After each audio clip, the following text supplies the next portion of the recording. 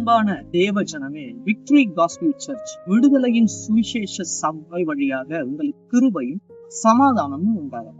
இன்று தேவன் உங்களுக்கு தரக்கூடிய ஆவிக்குரிய வார்த்தை அல்லது ரேமா வார்த்தை என்ன அப்படின்னா, சங்கீதம் 13:3.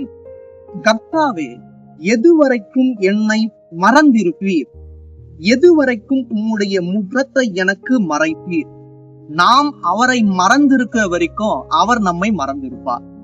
நாம் அவரை மறவாமல் நினைந்தருளினால் அவரும் நம்மை மறவாமல் நினைந்தருளுவார். கீழவா நீங்க வாசிச்சீங்கன்னா, எதுவரைக்கும் உம்முடைய முகத்தை எனக்கு மறைப்பீர். நம்முடைய முகத்தை அவருக்கு நம்ம மறைக்கிற வரைக்கும் அவர் என்ன பண்ணுவார்? நமக்கு மறைந்திருப்பார்.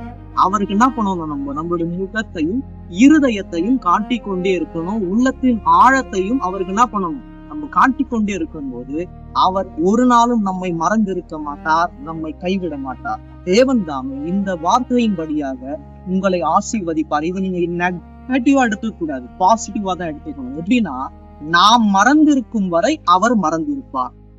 நாம் மறந்திராமல் தினந்தோறும் அவரையே நோக்கி பார்த்து கொண்டிருக்கும் போது அவரும் ஒரு நாளும் நம்மை மறந்திருக்காமல் நம்மை மறவாமல் நினைந்தருளி கொண்டே இருப்பார். தேவன் தாமே உங்களை ஆசீர்வதிப்பாராக. ஆமென்.